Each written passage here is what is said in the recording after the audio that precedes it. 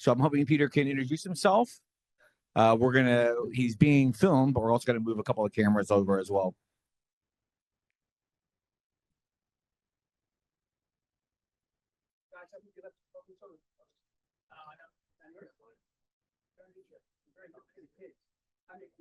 Is that yours?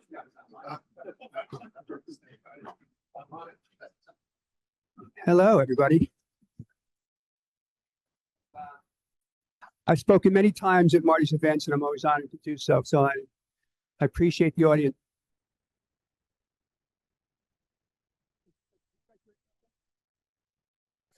There we go. Okay. I was going to speak a bit on Wharton. Wharton is the firm I founded some almost 40 years ago now, with an emphasis in industrial, and we're going to talk about data centers. Given Doug's incredible presentation, I'm going to breeze through the industrial stuff because he covered a lot of what I would cover, and he did a very good job. So I commend you for that. But I'll tell you a little bit about the firm. Marty, I got a slideshow for us. So, Marty, can you pull it up? All right, let me give this 1 second, and then I think you'll find this interesting. I know I will. Okay. All right, Marty, we can take the next page.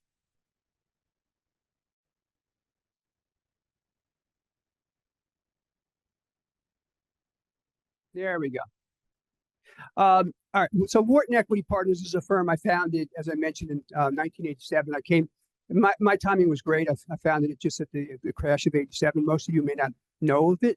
Many of you were not born at that time, but that's when I started my business. So I started in adversity, which was really interesting.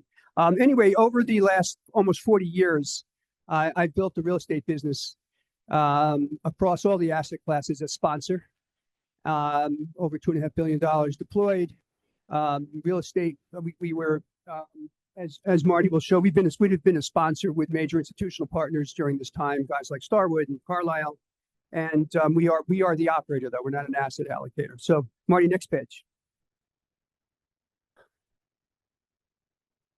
No, one back. Two back. Keep going. There we go. Okay. So one of the things which has been the hallmark of our firm, and it's only after almost 40 years that I can actually say this, but somehow, some way, we've been able to navigate kind of the different trends and events that occurred over these last 40 years, and we have been pretty successful in thinking ahead about where we should invest our money. And I won't get into all the details now, but I started effectively. I worked on Wall Street after coming out of business school, and then moved into housing. And then over the course of our career, we've been involved in self-storage, multifamily. And really, when we think about the business, we always think about, we don't think about where we are, we think about what's coming. So like with multifamily, for example, 2010, 11, 12, there's not a time people were investing in multi coming out of the downturn. But I knew intuitively that leading out of the downturn, multifamily was going to be the play. And so we made a big investment in Southeast Value Add before that was actually a thing. Amassed about 7,000 units. And then around 2016, 17, I started thinking about industrial. And what the light went off the day Amazon announced that they would be moving from 3-day delivery to 1-day delivery. And as Doug cited, you can't get goods into houses unless you have a facility next to this population. So we immediately started thinking about moving into last mile facilities and also obviously building warehouses. And so I'm going to touch on our industrial business really quickly. The common thread, though, something I want to emphasize today, is we are deep believers in the effect that technology is going to have on real estate, and particularly industrial and data centers. All asset classes are going to be affected by AI. It'll improve operations, but none are going to have the impact on asset classes like industrial and particularly data centers. All right, so where is Marty? Let's go. We can pass that. Next, keep going. All right, so the industrial business we started, as I mentioned, about 2017. During the course of this time, we've done about $1 billion of transactions. We started out building big boxes. in the Southeast, leased them to Amazon. And so we did a big deal in Atlanta, which we leased to Phillips and Usen, about 1 million square foot building. And then we started moving into the last mile along the East Coast and have been doing that ever since. Marty, keep going. I'm not going to really get into the next couple of slides. This is talking about the demand for warehouses. Again, I think Doug did a great job on that. So there's really no reason to kind of reemphasize that we share the same vision, that we think industrial is only going to get stronger and continue to be a really interesting business. We do think it's going to change. The new developments that are going to occur, the buildings are going to have more power. They may have lower ceilings to deal with. You don't need 40-foot high buildings if you're going to do robotics and manufacturing. We think manufacturing is the next wave of industrial, light manufacturing. We're going to see it in the markets along the Smile, particularly areas like Phoenix and others. And I do think it's a real phenomenon that's going to, so I think we're going to continue to see e-commerce grow, but I think coming up very quickly behind it's going to be light manufacturing. So it'll be, let's say, 20% maybe office, and the balance will be warehouse and manufacturing in that building. Do you have any comments, just to break in here, on robot manufacturing and like they're calling them dark warehouses where robots are primarily doing all the work? Robots are probably the biggest thing that's coming in our lifetime. And this is all integrated into AI because you'll actually be able to think. And I think, I don't know, Elon Musk was talking about 1 billion robots coming in the next few years. I mean, or a number of years, right? So robots are going to be an integral part of warehousing. And it is going to cause a problem, I think, with employment in particular, and how we deal with that's going to be that's another meeting we can have. But I do think they'll be an important part of it, for sure. So Marty, let's just keep going right to what I'm going to do here, just because again, the AI stuff that we're going to talk about with data centers, I think will be more interesting for you guys. But I do want to give you one kind of case study on a property that we bought in Philadelphia. So Marty, just keep going, because it exemplifies what I'm going to talk about today. Keep going. These are markets that we're looking at. Okay, so this was a case study of a building that we bought in South Philly a few years ago, which was a decrepit warehouse, about 300,000 feet. In South Philadelphia is kind of a scary area. It's on the rebound now, but at that time it was not too pleasant. The warehouse was in the lower right-hand corner is what it looked like. It was a manufacturing facility. It was actually a subway repair facility for SEPTA, which is the transit authority in Philly, where the trains would come into the buildings, get fixed up, and then go out the other ends. The owner of the building lost the contract, and so the building lay fallow for a couple of years. We went down there, saw the building. The broker said, he was an interesting broker, but he was saying none of the local guys liked the building. He was like dissuading me or discouraging me from going. And when I walked through the building and I saw the proximity to the airport and to the highways, I said, we're buying the building. And we actually wound up buying this building. We convinced a private equity firm out of Chicago to back us because this was really a pioneering area. But I knew when I saw it, 30-foot high ceilings next to 6 million people, on top of 2 major highways, the airport, the port. I said, this is a last mile facility. And back when we bought this, last mile actually meant something. Today, everyone throws around last mile like it's nothing, but there is actually a real word in the last mile that means something. This is the definition of it. So we plunged into the deal, and we were fortunate about halfway through renovating it. We got Amazon to take the building. We projected rents at around $7 a foot. They paid us $11.25. So we were at the right place at the right time. But the bottom line is I just knew instinctually that this was going to be it. And what they're using it for is exactly what I knew they would, which is last mile distribution into houses. And matter of fact, what they did here, which is really interesting, if you look at the building, the bottom part of the building are actually doors that go up.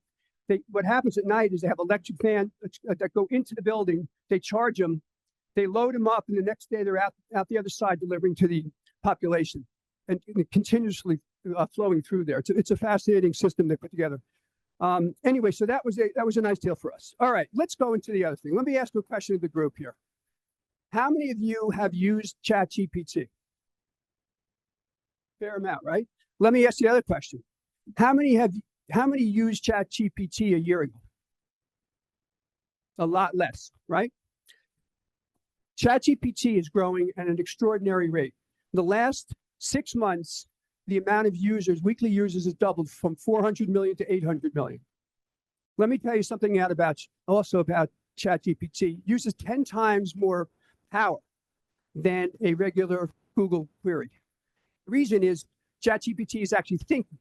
So the amount of power required to enable to do those tasks are much more power consuming. This points to something, and this is why we are all in on data centers and what's ahead. Is we're at the beginning of this. In the last 6 months, this has doubled. It's going to continue to double the amount of, and wait, as AI continues to permeate our society and corporations, the amount of power and the amount of computing power that's going to be required is going to continue to go up at an extraordinary rate. So kind of like what we did with industrial and other trends that we saw, we made a decision about 2 years ago to form an entity called Wharton Digital, which is basically, if Marty just walked away, but essentially what it is, if you think about a Venn diagram with AI being in the middle, we have overlapping private equity, real estate, venture, and then credit. The key thing, though, is everything is permeating from AI and its effect on all those different strategies. So our first foray into this business is through what was called powered lands. So we started a business about 2 years ago where we started buying land, take it through the approval process, and then also at the same time secure power so that the property is in position to build a data center. This is an extraordinary, complicated, and capital-intensive business. Now, over these last 2 years, the quote-unquote powered land business has changed. What's happening, and you're probably reading about it in the press, is that power companies are getting inundated with requests for power.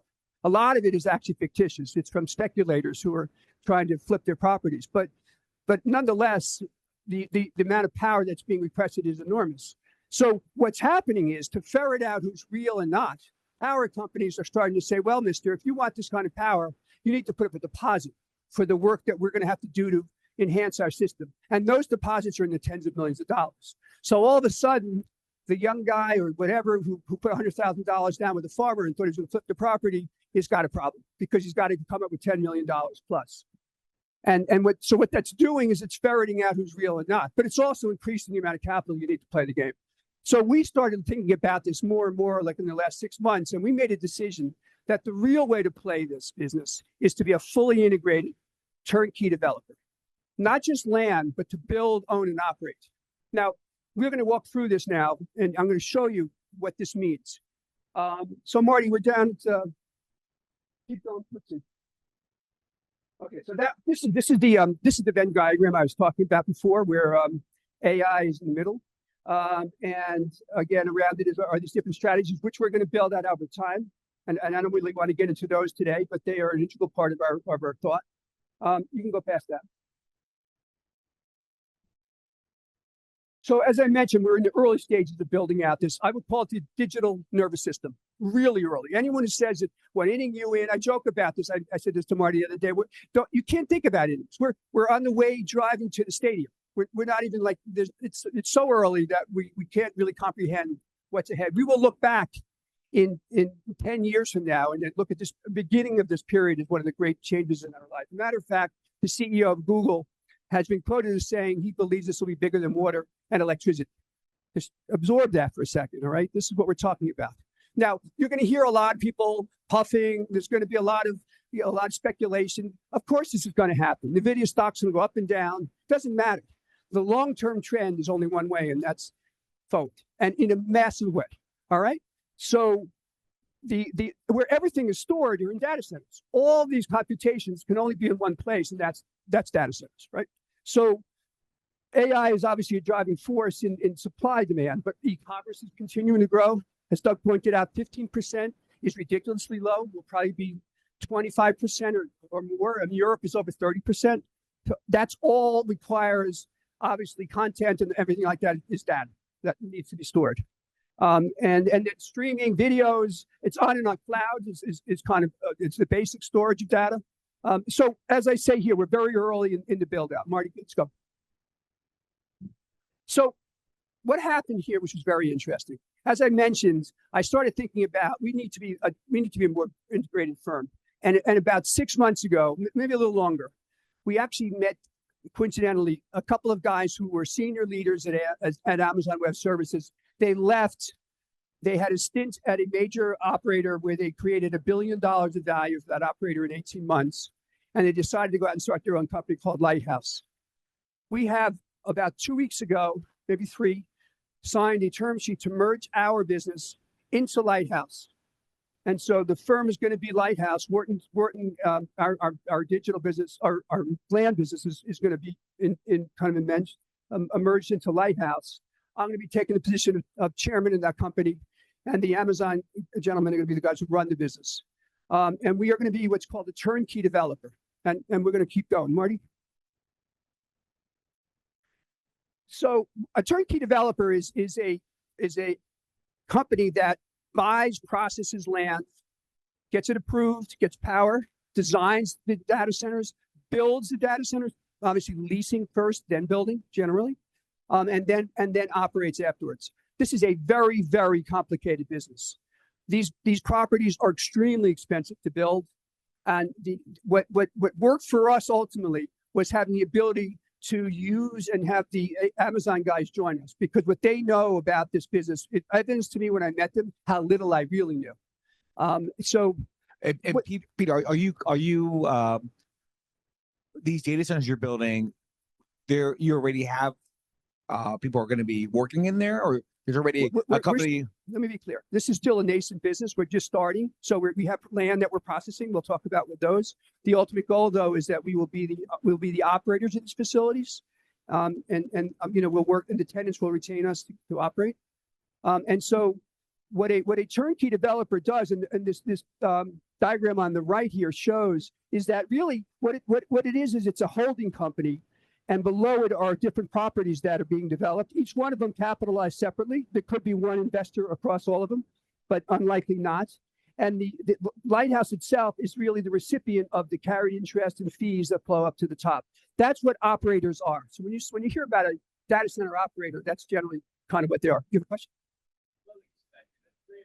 We're considering it, but if we're going to build spec, we're talking about 25 to 50 megawatt buildings. I mean, to give you a sense of scale here, a 50 megawatt building is $500 million. So there's not a lot of equity out there that wants to spec, let's say, $200 million. But we're looking at a site right now in northern New Jersey, which we're going to build it probably. We're going to try to build it, and we'll see if we get a tenant, but we may go anyhow. It's such a great location. You wouldn't do that in the middle of Wyoming. Yeah, there's money out there that might lend. I mean, it's high cost money. What's different between these data centers and the ones that exist already? I mean, the ones like in New Jersey, there's a bunch of them. Well, what's happening is the technology is changing rapidly. As you read about NVIDIA, which is an extraordinary company, they're a chip company. They're providing the kind of the software and the hardware inside these facilities, and they're the evolution of how fast these chips can process information and the depth of what they can do is constantly changing. So inside the data centers is where the change is occurring. The amount of power they're consuming, the amount of chips you can fit in a rack, how high your ceilings are, how your cooling systems work. All this stuff is what's changing. NVIDIA's run pretty hot, I think I've heard, right? Mm-hmm. You need extra cooling because the chip runs hot. Yeah, obviously that's a big factor. But so the frame itself of the building is not changing dramatically. They're getting higher. We're building double stories, 3 stories now, which is in kind of more urban areas. But it's really the guts of the building that's changing. Okay, let's keep going.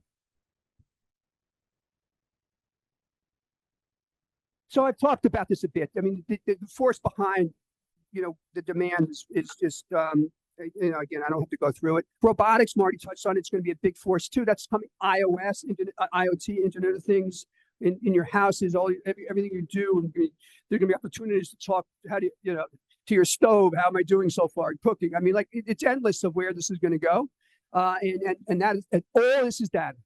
So it really, when I think about like what is this going to be, it's anything you can imagine, right? I have a situation right now where we're contesting a fence that was put up by my neighbor, and I don't know if it's legal, it's not legal, and so what I did is I in ChatGPT, I'm a user, recent user, let's say 6 months. So I wrote in there is what this guy did. Here's what he did, and this is fence legal. I dragged in the zoning code PDF into ChatGPT, and within seconds it came back. This fence is not legal, and here's why, or it is legal. Like that, in this case, it happens to be a little ambiguous, but it gave me the argument on both sides. Just as a microcosm of what you can do.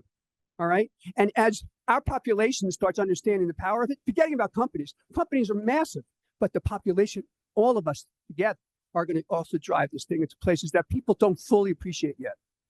So I'm not going to get into, again, what I want to just to give you one statistic. I'm not sure this is the slide, but you know what, forget about it. The amount of, this is what this slide's showing is the amount of power that's going to be needed. And I'm going to touch on this a little bit because this is the gating issue with data centers. It's the thing that's going to limit supply.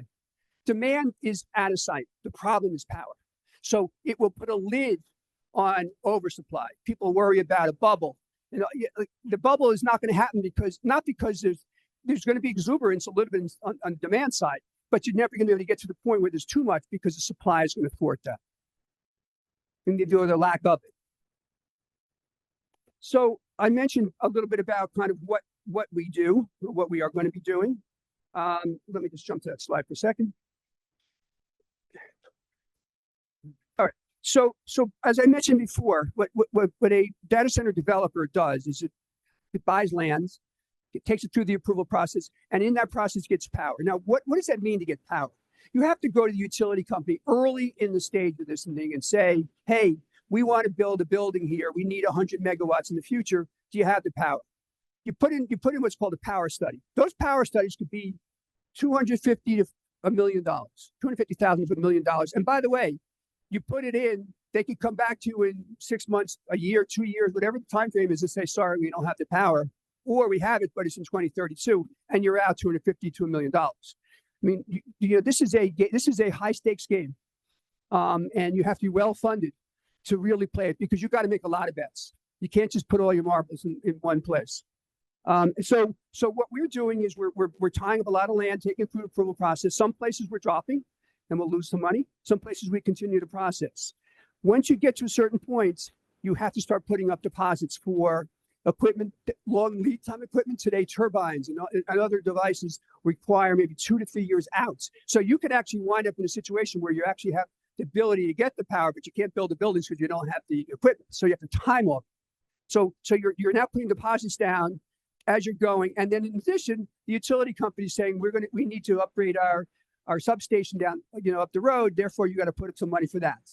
Start getting into capital before you're even building, right? And you may not even close on the land yet. You're still ideally you haven't closed on the land yet. That doesn't always work. And so once you get through this, now as you get closer, you're starting to talk to tenants. Tenants don't want to talk to you unless you're within 24 months of being able to really deliver or actually build. And so you can't be premature with this, and you don't want to start talking too early because then you lose credibility. This is one of the benefits we have of joining forces with the folks that you have this training from Amazon, because this is what they did. They were on the other side of the table, so they know exactly what the hyperscalers and the other guys are looking for. So during that process, now you're trying to get a lease. Ideally, leases are 10 years, maybe 15. In some rare situations, it goes to 20. And once you sign a lease, now you can go get a construction loan and equity to build these buildings. If you get a credit tenant, there are situations where you might be able to get 100% financing. Generally speaking, 75 to 80% is what you're looking at. And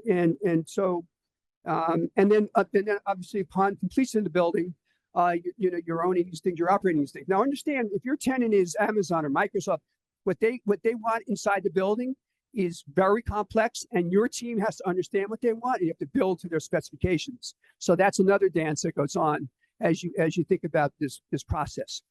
Let's keep going.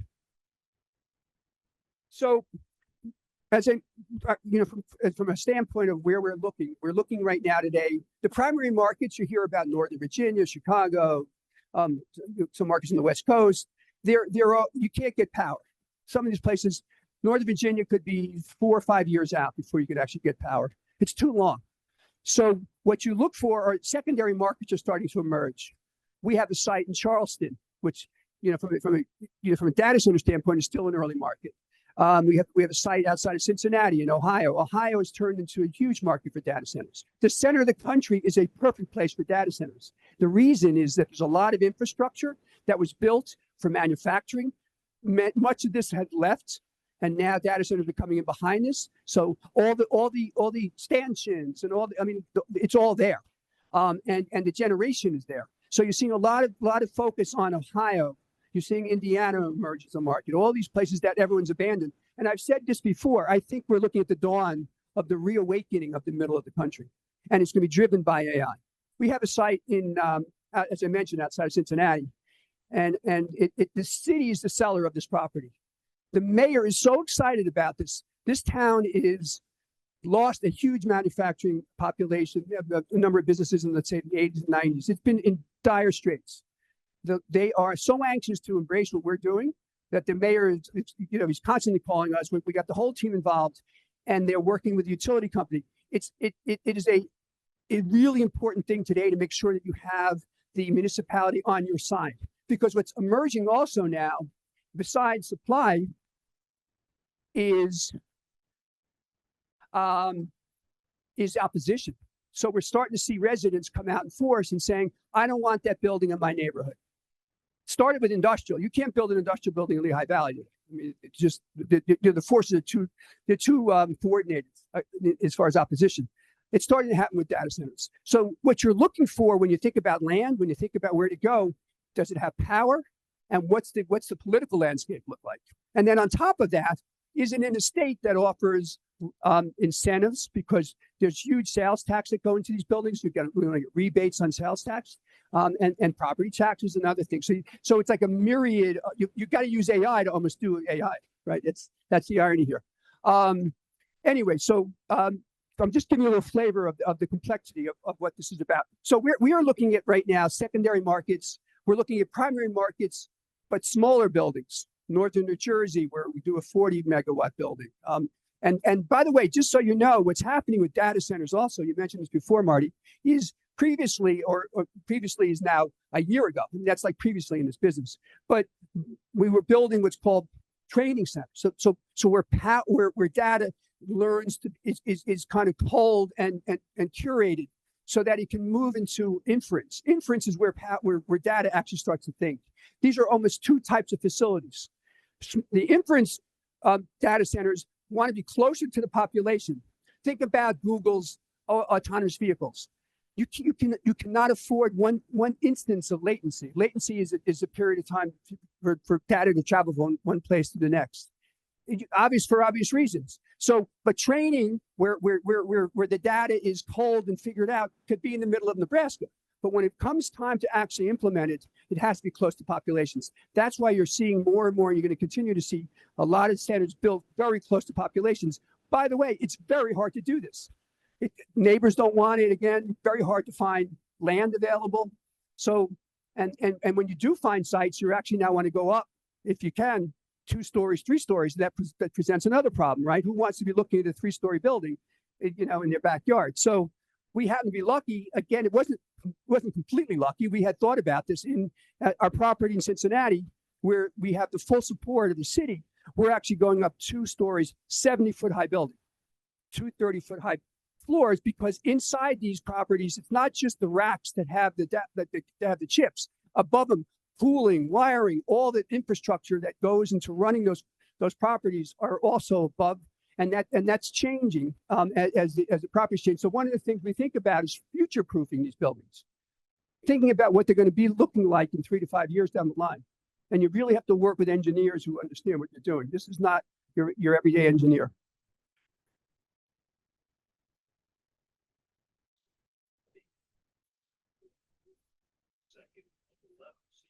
That's right.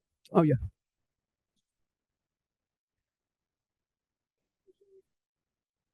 Right. That's right. Yeah. No, I mean, again, it's the opposition that's the biggest hurdle there,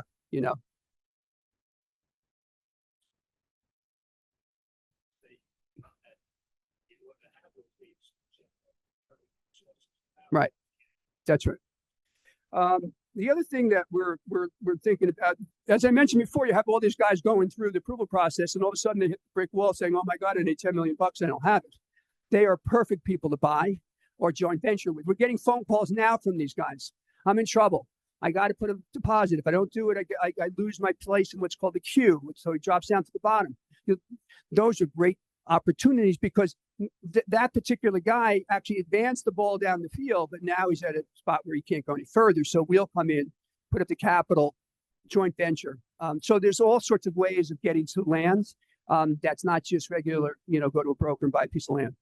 We also think there's going to be opportunities to buy emerging operators, guys who are, again, undercapitalized. And so there's lots of different ways to play this business. Marty, let's go to the next. Yeah. You can only, latency is, you have to be within, let's say, 70 miles of the population. That's the most you can be, because it's all tied to the fiber and how fast it can move along the fiber. And there's a certain length like that fiber can go. And after that, it starts degrading. They're working on, so there's nothing you can do physically. It is a physical question.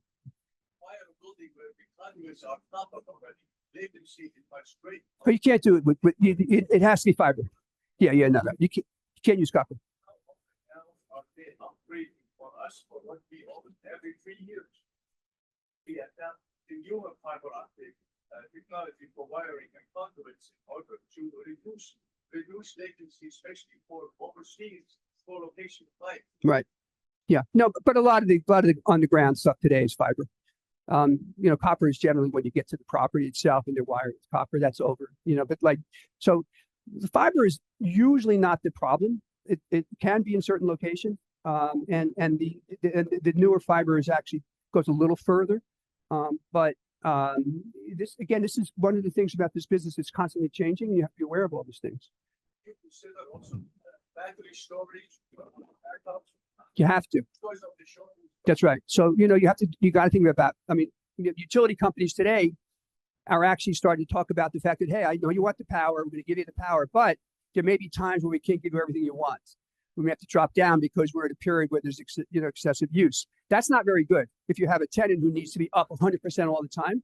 So that delta is going to has to be done by backup generators or other types of ways of enhancing that and kind of smoothing out the amount of power you can give.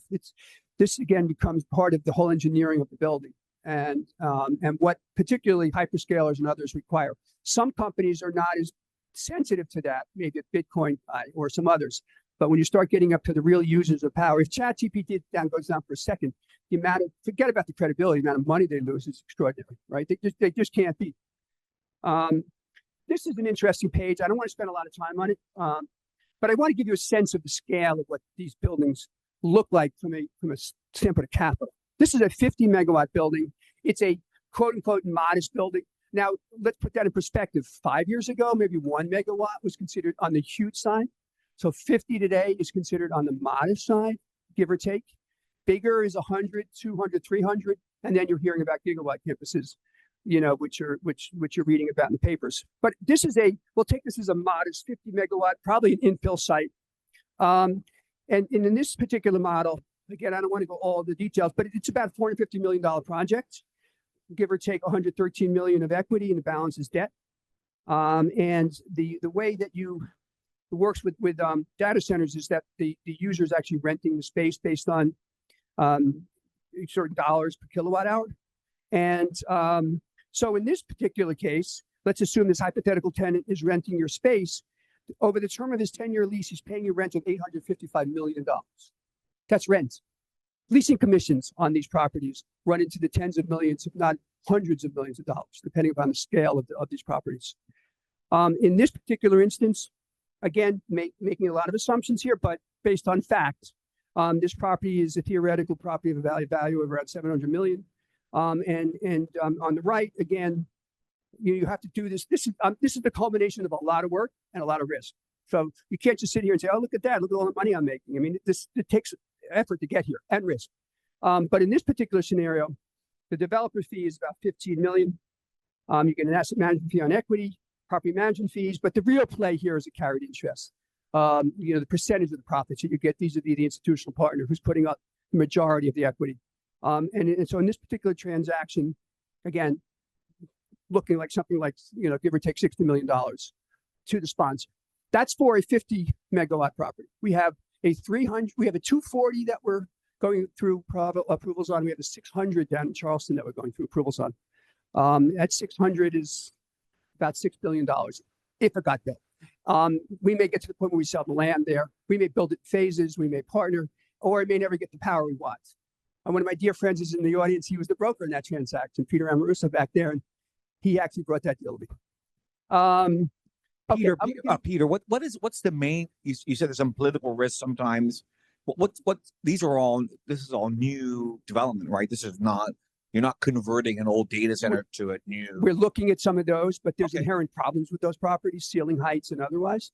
But they're very and usually smaller power. There's a real interesting game to buy, let's say one that's a 5 megawatt building and has the ability to increase to 25, 30, let's say immersed in a major metropolitan area. That's a very interesting play. It's a different type of tenancy though. When you start getting down to 5, 10, 15 megawatts, now you're in what's called the co-location business where you have a lot of small users in one building. It's kind of like your multi-tenant, Got it. Yeah. right? Versus a single tenant, which is what you would like ideally.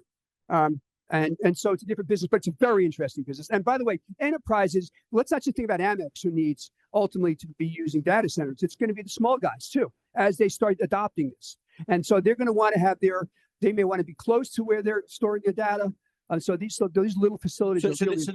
So you're building more, and is it almost every time you have to do rezoning? Is that the case? Sorry? Do you have to do rezoning? A lot of it's actually, there's a lot of places, a site in northern New Jersey zoned for data centers. So there are some places where you have to get rezoning, some places where you don't. And getting rezoning, if you want to try to go from agricultural to a data center, good luck in certain areas, right? So anyway, so let's go to the next page, and then we can, if there's any questions. So this is the project I referred to in Cincinnati.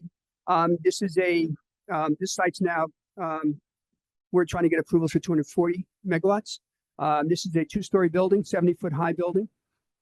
We are going through the approval process right now with the city, who's the seller of the land, but they also own the power company, which was really interesting. So they are completely aligned with us in kind of getting this thing through. They want the taxes, they want the reputation. The mayor wants to be the digital mayor, and so we are working our way through the process right now. Again, a project like this is, if it got built, this is a pretty expensive project because of the construction on something like this. But $2.5 billion if it ultimately gets built. If in fact we do 240, we can shrink the building. It's about a 320,000 square foot building on 2 stories. And then one of the things I want to, Marty, the last page here, I'm going to do one quick pitch just to let you know we are. So concurrent with this, are folding our business into the operator with the Amazon guys. We're going to fund the business with $5 million preferred equity, and we're looking at bringing in some equity. I don't think this is going to sell. I mean, we're going to sell this thing out probably pretty fast. We have a 40-year history with investors. We're always looking for interesting investors to come into the transaction. So if you're interested, you can give us a buzz. All right. That's a lot to digest in a very Not finished. We're not finished. Okay. So this deal here, there's $15 million. This is in the Lighthouse Corporation itself, not in a data center. This is in the operator. This is in right. the So parents. the operator. So what the folks who invest in the company are going to get pieces of promotes, if you will, and fees from the properties underneath. Right. Each one of those properties are financed separately. They're not financed up top. Right there. Is this a operating co or a hold co? It's an operating co, but it's effectively a hold. It's holding Because you got a hold co, and it's got to be all the assets will be. So all the assets underneath the hold co will effectively be the GP. And will every data center be like a special purpose vehicle? Correct. Okay. Yeah, and they could be separately financed. We are talking to some very large institutions, but you got to think about if it's $500 million of equity for a transaction. There's not a lot of firms out of there who can do all these. What kind of LTVs do you look at when you do this? If you're leased, it's 70 to 80. If you're spec, it could be 60, 65. But there's a lot of money that's coming into the space that is more that it will take a little more risk. The amount of capital coming into this business is profound. Globally, they all want to get in. No one knows how to get in, and only few can play. When you think about who has these kind of checks, will the most usage of AI be in like new software as a service apps that you hooked? Or are you going to get like companies have their own homegrown AI, which is like a implementation of like all that a ChatGPT or whatever the Chinese DeepSeek is what it's called. Yeah. It's going to be all that. It'll be combinations. Yeah. Yeah. It's going to be everywhere. And these, what about demand for data? I mean, there's no data demand at 2 o'clock in the morning, is there? Oh my God. Well, first of all, 2 o'clock for you, it's not for somewhere else. There's a slide that I had which shows about how much data we're generating. And today, the amount of data that's being generated, if you had dollar bills stacked on top of each other and you went to the sun and back, right? And let's say each one of them represents a piece of data, it would go 7,000 times the amount of data today that we're using. All right. And that's like tripled from a couple of years ago. It's voluminous. And are these data centers going to be run by robots or people? People. I don't see robots. It's too technical inside right now. I mean, I think it's a long way away before robots do it. Although there's going to be AI used, and by the way, interestingly enough, AI is now trying to solve the power problem that they're causing. You know what I'm saying? Like, it's a very perverse thing. Right? AI is the reason why these things are using so much power, but now they're trying to solve using AI how to reduce that power. And will this data center service like an Amazon cloud as well? Of course, yeah, everything, cloud. So cloud is the traditional business, and it's still. I think it's. I have my son here who's like become our data center expert sitting in the back. But what are they? 65? What is cloud today? 70%? Yeah, cloud is 70% today. AI is only 30%. It's going to flop in the next few years. That's why the growth is so. It's hard to kind of envision. And cloud's going to continue. How many pictures are your daughter take? How many videos do you take? Video it's a lot of power, right? It's just starting. Right, with all this, all the new apps and all the new everything, it's just we're spiraling here, and you know, yeah.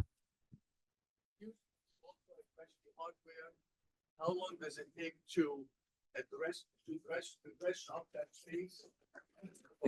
Upgrade cost, upgrade capital. That's It is a massively interesting question because NVIDIA introduces new chips every 18 months, it seems like, and people are getting fed up with it. They can't keep up with it. And, you know, a chip costs $100,000 and that's, and you know, thousands of these things. So one of the issues today is the hardware and how do you stay in touch? And, you know, and then also the racks that go into them. There's an interesting company called Vertiv. I think it's an excellent stock, by the way, not that I'm a stock picker, but it is really tethered to NVIDIA. And they're marching together in the new generation of chips. But you're raising a great question. You know, no one really fully knows yet how that's all going to work. Yeah. Yeah, that's the other issue. I think we have another question in the back. Yeah. Another issue is heat generation. Yeah. And the necessity for keeping the place cool. Mm-hmm.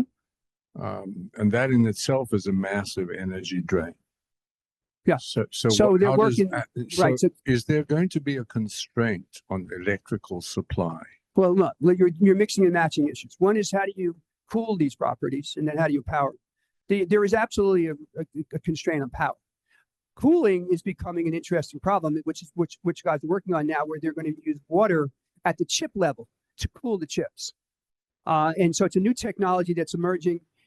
Today, usually they use conventional air conditioning to kind of historically cool these properties, but that we're moving to a world where water is going to be cooling the chips at the chip level, and that's, think about how microscopic we're talking about here. So, what the stakes are so high. They're the estimated $6.7 trillion that are going to go into data centers over the next 5 years. 6.7 trillion. I mean, we're talking about numbers that are ridiculous.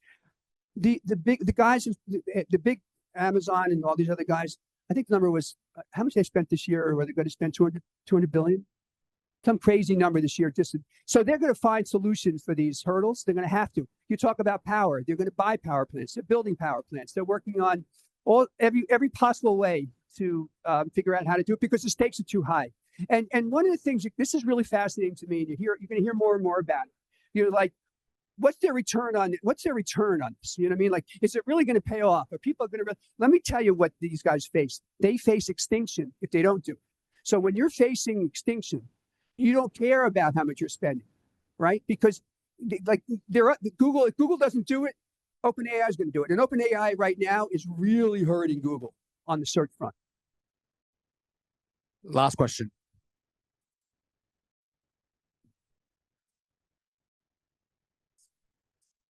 You don't need data centers?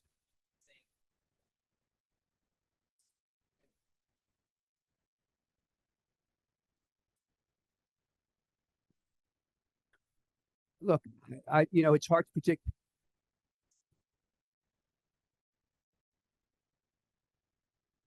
I think about all this, and I think everyone thinks about it. I don't think you think about that in the first inning of a The 9-inning question game. is kind of what happens in the future with obsolescence, and particularly what happens with these big hulking buildings.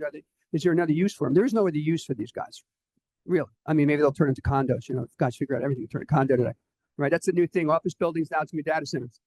But I think it's so remarkable that is a real risk. Yet the amount of money that these big institute, the big players are putting into the business, it's like they have they have thousands of engineers every day thinking about that risk, yet they continue to pour the money in. So either they're complete idiots, you know what I mean? But I don't know the answer to that. We're gonna do. There's a very big part of this that's also praying. All right, I've become very religious, even though I'm not that religious. But that's part of this. Part of this is taking a leap of faith. But you have to believe ultimately in what this is about. And in my opinion, based on everything I've seen in my lifetime, the opportunity in this space, it's daunting as hell, but it is massively bigger than anything I've ever done. One more? Very last. Very succinct. What type of change now do you have with these last 15 years? So this is a really fascinating question. So what happens is when you enter into a lease with Amazon, you have to guarantee them a certain amount of uptime. If you drop for a second, it could cost you millions of dollars. So there is very, very stringent provisions in these leases as to making sure these things operate they're supposed to operate, because your business counts on it, right? So these things have to have backup systems on top of backup systems. There's all sorts of ways of design with the generators that have different redundancy. This is complicated stuff. It's a good question, though. Fantastic. Well, those are great questions. So thank you so much. Thank you, Peter. Sure. If you want to talk to me in the back, we can chat. And I hope Peter's coming to dinner with us tonight. That's also so. Marty. And by the way, I just want to always say to you that Marty's has such interesting people speaking, and he's a tribute to him. Numero uno. He's really fantastic. I support him Fantastic. greatly. Great. And you can, by the way, for Dan Marcus, you can see Peter's podcast. It's on our channel. So anyway, so let's get to following. We're doing a lot of real estate. So we're talking about Aaron Manicheris here. Stephen Ship's online. Asaf, are you here?